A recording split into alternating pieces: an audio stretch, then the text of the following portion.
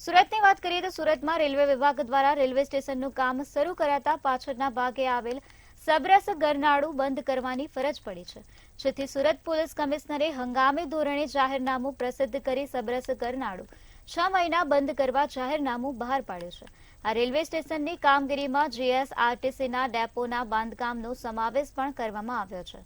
GSRTC બસ સ્ટેશનના બાંધકામ માટે લંબે હનુમાન રોડ ઉપર સીએનજી પંપથી સુરત રેલવે યાર્ડ સુધીનો રસ્તો 6 મહિના માટે બંધ કરી દેવામાં આવ્યો છે। હાલમાં લંબે હનુમાન રોડ ઉપર ડાયવર્ઝન આપવામાં આવેલ છે। હવે લોકોને ખાંડ બજાર ગરનાળા થઈ રેલવે સ્ટેશન જવું પડશે। સુરત શહેરમાં નવું રેલવે સ્ટેશન બની રહ્યું છે અને રેલવે સ્ટેશન બનાવવા માટે થઈ અને જે જગ્યા જરૂરી હોય છે તે જગ્યા અને લઈને ક્યાંક ને ક્યાંક એસટી વિભાગની જગ્યા અને રેલવે વિભાગની જગ્યા ખૂબ જ નજીક થતી હોવાના કારણે જે સબરસ ગરનાળું છે તે બંધ કરવાની ફરજ પડી છે। કારણ કે જે પ્રકારે દ્રશ્યોમાં જોઈ શકાય છે, જે પ્રકારે આ રેલવે સ્ટેશનનું જે કામગીરી જે છે તે ચાલુ કરવામાં આવ્યું છે, જેને જે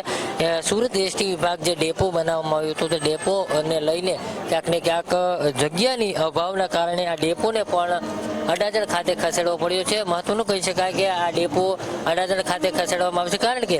જે રેલવે સ્ટેશનની જે જગ્યા હોય છે, જે જગ્યા જોતી હોય છે તેને લઈને ક્યાંક ને ક્યાંક આ જગ્યામાં ક્યાંક ને ક્યાંક અભાવ હોવાના કારણે આ ડેપો પણ ખસેડવો પડશે અને ખાસ કરીને જે આ કામગીરી છે તે કામગીરીને કારણે 6 મહિના સુધી આ વિસ્તારમાં જે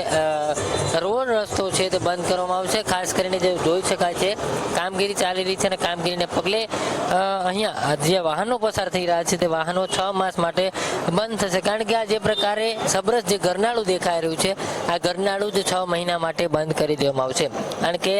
જે રેલવે સ્ટેશનનું જે કામ ચાલી રહ્યું છે તેને નડતરરૂપ ન થાય તે માટે થઈને આ જગ્યા પર આ ગરનાળું છે તે વાહન વ્યવહાર માટે બંધ કરવામાં આવશે, જેથી કરીને 6 માસ જેટલા આ ગરનાળું બંધ રહેશે, જેથી વાહન ચાલકોએ જે છે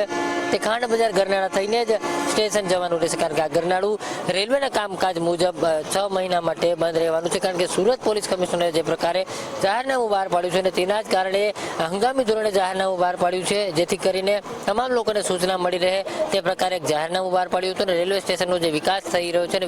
રેલવે સ્ટેશનનું જે કામગીરી ચાલી રહી છે તેના કારણે આ સબરસ ગરનાળું છે તે 6 મહિના બંધ રહેવાનું છે। કેમેરામેન કેસી વગાસિયા સાથે દિવેશ પરમાર, મંતવ્ય ન્યૂઝ, સુરત।